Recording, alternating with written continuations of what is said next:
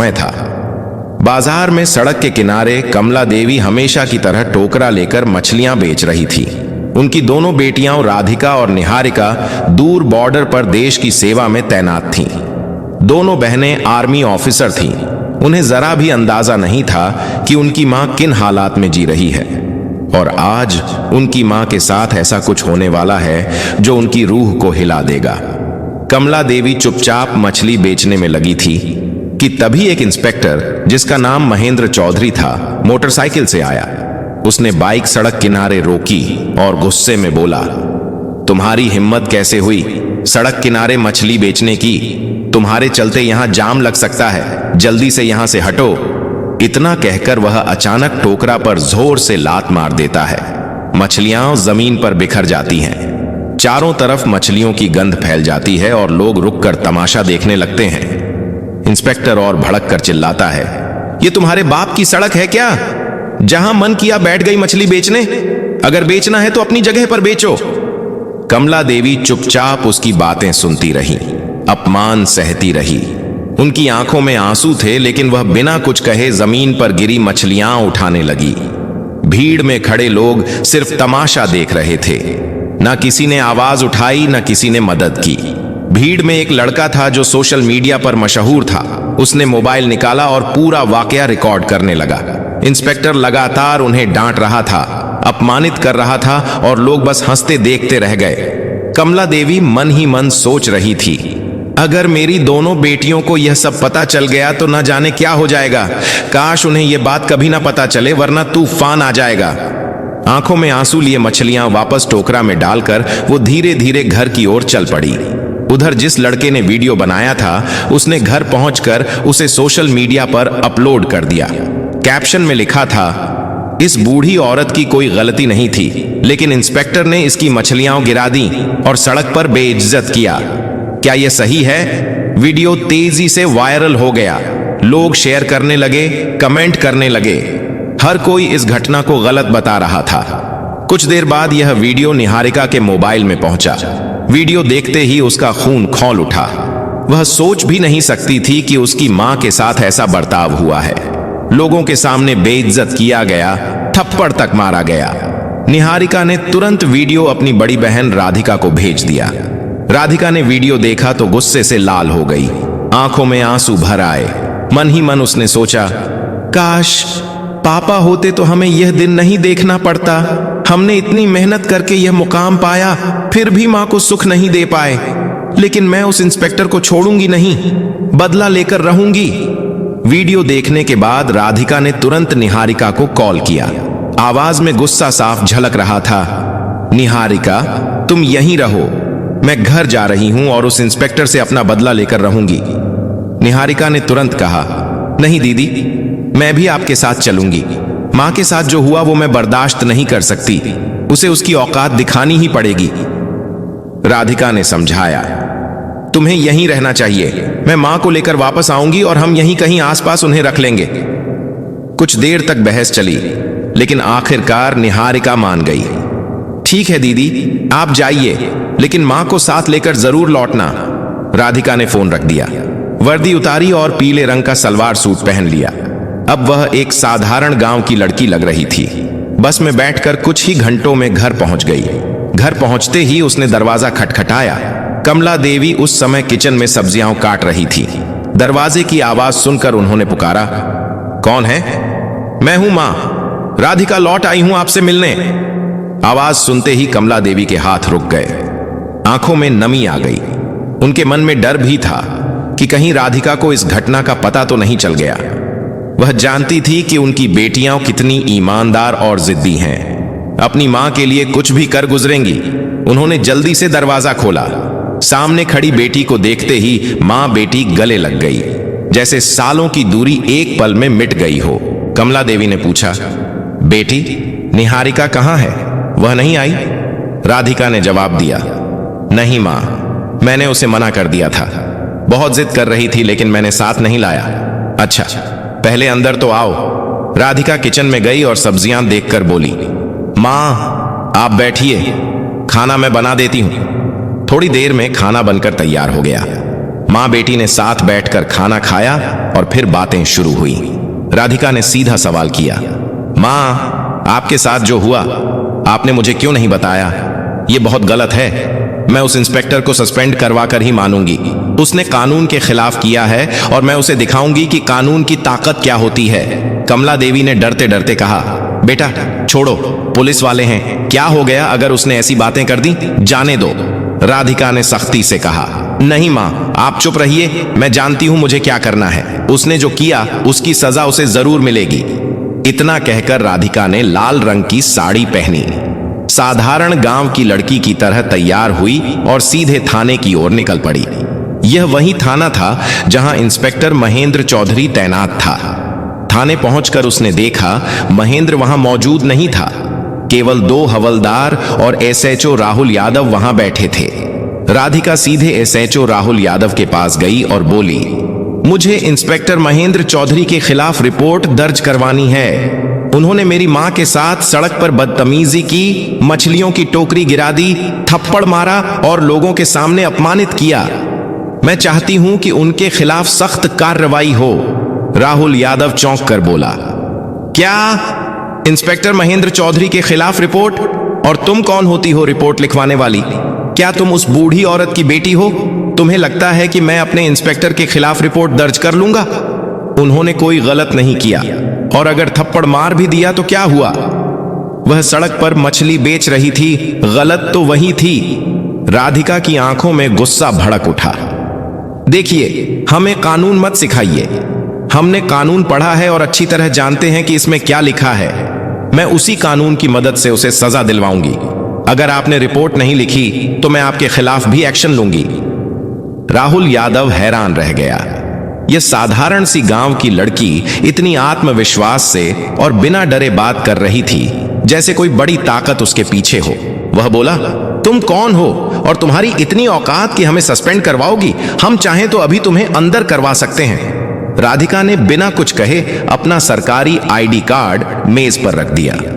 ID देखते ही राहुल यादव की आंखें फटी रह गईं। घबराते हुए बोला, आप आर्मी ऑफिसर हैं? सॉरी मैडम, बताइए क्या करना होगा? राधिका ने सख्त लहजे में कहा, इस थाने की हालत खराब है। यहां न्याय नाम की कोई चीज नहीं है। सॉरी से कुछ नहीं होगा। अब मैं डायरेक्ट आपके खिलाफ और आपके इंस्पेक्टर के खिलाफ कार्रवाई करवाऊंगी। इतना कहते ही थाने का दरवाजा खुला और इंस्पेक्टर महेंद्र चौधरी अंदर आया। लड़की को देखकर उसने हल्की मुस्कान के साथ पूछा, क्या बात है? क्या करने आई हो? वह सीधे राधिका के सामने खड़ा हो गया। राधिका के मन में गुस्से का तूफान था। अगर वह कानून की इज्जत ना करती तो उसी वक्त उसे तमाचा जड़ देती, लेकिन वह कानून की रक्षक थी, इसीलिए सिर्फ बोली, याद रखना, मैं तुम्हें सस्पेंड करवा कर रहूंगी। तुम्हें कानून में रहने का कोई हक नहीं। मेरे शब्द तुम्हारे लिए बहुत भारी पड़ेंगे। इतना कहकर राधिका थाने से निकल गई। अंदर खड़े सिपाही राहुल यादव और खुद इंस्पेक्टर महेंद्र भी सोच में पड़ गए। क्या यह लड़की सच में एक्शन लेगी? राधिका घर लौटी, कुछ देर सोचती रही, फिर एक प्लान दिमाग में आया। अगली सुबह वह सीधे एसपी ऑफिस पहुंची। ऑफिस में एसपी मैडम प्रिया गुप्ता बैठी थी। राधिका ने बिना वक्त गवाए अपना मोबाइल निकाला और उन्हें वायरल वीडियो दिखा दिया। मैडम, मैं इंस्पेक्टर महेंद्र के खिलाफ सख्त कार्रवाई चाहती हूं, प्रिया गुप्ता ने गंभीर लहजे में कहा। मैडम राधिका, मुझे पता है आप आर्मी ऑफिसर हैं, लेकिन हमें कानून, सबूत और गवाह चाहिए। जब तक आप ठोस सबूत और गवाह लेकर नहीं आती तब तक कार्रवाई संभव नहीं है। राधिका ने हामी भरी और निकल पड़ी। घर आकर उसने उस सोशल मीडिया अकाउंट की जांच शुरू की जिससे वीडियो पोस्ट हुआ था। कुछ ही घंटों में उसे वह लड़का मिल गया जिसने यह वीडियो बनाया था। वह उसके घर गई और बोली, तुमने यह वीडियो अपनी आंखों के सामने रिकॉर्ड किया है, मुझे इसका ओरिजिनल वर्जन चाहिए और तुम्हें गवाह बनना होगा। लड़का पहले तो घबराया, फिर मान गया और उसे बिना एडिट का वीडियो दे दिया। राधिका ने उसे साथ लिया और दोबारा ईएसपी ऑफिस पहुंची। प्रिया गुप्ता ने सबूत देखे, फिर सीधे डीएम विक्रम को फोन लगाया। डीएम ने वीडियो देखा और भड़क उठे। यह इंस्पेक्टर ने बहुत गलत किया है और कानून के खिलाफ किया है, इसे सजा मिलेगी। अगले ही दिन डीएम ने जिले के सबसे बड़े ऑफिस में प्रेस मीटिंग बुला ली। सुबह के ठीक 11 बजे जिला मुख्यालय के बड़े कॉन्फ्रेंस हॉल में डीएम विक्रम की प्रेस मीटिंग शुरू होने वाली थी। हॉल के बाहर मीडिया की गाड़ियां कतार में खड़ी थीं। हर बड़े अखबार और न्यूज चैनल के रिपोर्टर कैमरा लेकर अंदर जाने की तैयारी में थे। हॉल के अंदर मंच पर 4 कुर्सियां लगी थीं। बीच में डीएम विक्रम, दाईं ओर एएसपी प्रिया गुप्ता और बाईं ओर 2 खाली कुर्सियां जिन पर अभी किसी को बैठना नहीं था। सामने पत्रकारों की लंबी पंक्ति थी। डीएम ने टेबल पर रखी घंटी बजाई और कहा, सभी पत्रकार गण बैठ जाएं, मीटिंग शुरू करते हैं। पूरा हॉल शांत हो गया। कैमरे चालू हो गए। डीएम ने गंभीर लहजे में बोलना शुरू किया। कल सोशल मीडिया पर एक वीडियो वायरल हुआ जिसमें एक पुलिस इंस्पेक्टर ने एक बुजुर्ग महिला के साथ सड़क पर दुर्व्यवहार किया, मछलियों की टोकरी गिराई, थप्पड़ मारा और सार्वजनिक रूप से अपमानित किया। यह न केवल नैतिकता के खिलाफ है बल्कि हमारे कानून और पुलिस आचार संहिता के भी खिलाफ है। पत्रकारों के कैमरे एकदम क्लिक क्लिक करने लगे। डीएम ने आगे कहा, हमारे पास पीड़ित पक्ष से ठोस सबूत और प्रत्यक्षदर्शी गवाह मौजूद है। सबूत के तौर पर हमारे पास बिना एडिट का वीडियो फुटेज है जो घटना के समय वहीं मौजूद एक युवक ने रिकॉर्ड किया। गवाह भी यहां मौजूद है और बयान देने को तैयार है। इतना कहते ही राधिका मंच पर आई और मीडिया की ओर मुंह करके बोली, मैं राधिका इंडियन आर्मी में कैप्टन हूं और यह पीड़ित महिला मेरी मां कमला देवी हैं। पूरा हॉल सन्न रह गया। पत्रकार एक दूसरे को देखने लगे जैसे अब मामला और बड़ा हो गया हो। राधिका ने बिना रुके कहा, मैंने कानून पढ़ा है और मैं जानती हूं कि किसी भी इंसान को सड़क पर इस तरह अपमानित करना अपराध है, चाहे वह कोई आम आदमी करे या एक पुलिस अफसर। कानून सबके लिए बराबर है। पत्रकारों ने सवाल दागने शुरू कर दिए। मैडम, क्या आप चाहती हैं कि सिर्फ इंस्पेक्टर पर कार्रवाई हो या और भी लोग इसमें शामिल हैं? राधिका ने जवाब दिया, इस घटना में केवल इंस्पेक्टर नहीं बल्कि थाने के एसएचओ राहुल यादव भी बराबर के दोषी हैं, जिन्होंने शिकायत लेने से इनकार किया, पीड़ित का मजाक उड़ाया और कानून का मजाक बनाया। एएसपी प्रिया गुप्ता ने माइक संभालते हुए कहा, हमने आंतरिक जांच शुरू कर दी है, लेकिन क्योंकि मामला गंभीर है और पीड़ित पक्ष के पास पुख्ता सबूत हैं, मैं सिफारिश करती हूं कि दोनों अफसरों को तत्काल निलंबित किया जाए ताकि जांच निष्पक्ष हो सके। डीएम ने सिर हिलाते हुए आदेश पढ़ा। तत्काल प्रभाव से इंस्पेक्टर महेंद्र चौधरी और एसएचओ राहुल यादव को निलंबित किया जाता है। इस आदेश की कॉपी पुलिस मुख्यालय और राज्य गृह मंत्रालय को भेजी जाएगी। पत्रकारों के बीच फुसफुसाहट शुरू हो गई। इतनी जल्दी एक्शन? यह तो मिसाल है। डीएम ने मीटिंग खत्म होते ही जिला प्रशासन के विधि अधिकारी लीगल एडवाइजर को बुलाया। मुझे पूरी प्रक्रिया कानूनी दायरे में करनी है। नोटिस ड्राफ्ट कीजिए और सस्पेंशन लेटर तैयार करिए। लीगल एडवाइजर ने बताया, सर, पहले हमें चार्जशीट तैयार करनी होगी जिसमें आईपीसी की धाराएं और पुलिस एक्ट के तहत की गई गलतियां लिखी जाएंगी। उसके बाद विभागीय जांच कमेटी गठित होगी, लेकिन निलंबन आदेश तुरंत लागू हो सकता है ताकि आरोपी जांच को प्रभावित न कर सके। डीएम ने तुरंत आदेश दिए और 2 घंटे के अंदर सस्पेंशन लेटर तैयार हो गया। उधर गांव में यह खबर आग की तरह फैल गई। बाजार में लोग एक दूसरे को बताते फिर रहे थे, सुना, कमला देवी के साथ जो हुआ था अब उसका इंसाफ मिलने वाला है। उनकी बेटी आर्मी ऑफिसर है, उसी ने यह सब करवाया है। कमला देवी के घर के बाहर भीड़ जमा हो गई। कोई हौसला बढ़ाने आया, कोई सिर्फ देखने। कमला देवी बार बार कह रही थी, मुझे बदला नहीं चाहिए था, बस इज्जत चाहिए थी। लेकिन मेरी बेटियां तो आग हैं जो अन्याय बर्दाश्त नहीं करती। जब निलंबन आदेश थाने में पहुंचा तो सिपाहियों में खलबली मच गई। एक सिपाही ने धीरे से कहा, भाई, यह लड़की तो सच में कर गई। हम तो सोच भी नहीं सकते थे कि डीएम तक मामला पहुंच जाएगा। महेंद्र चौधरी और राहुल यादव दोनों को आदेश सुनाया गया। आपको तत्काल प्रभाव से निलंबित किया जाता है। जांच पूरी होने तक आप किसी भी सरकारी पद का इस्तेमाल नहीं करेंगे।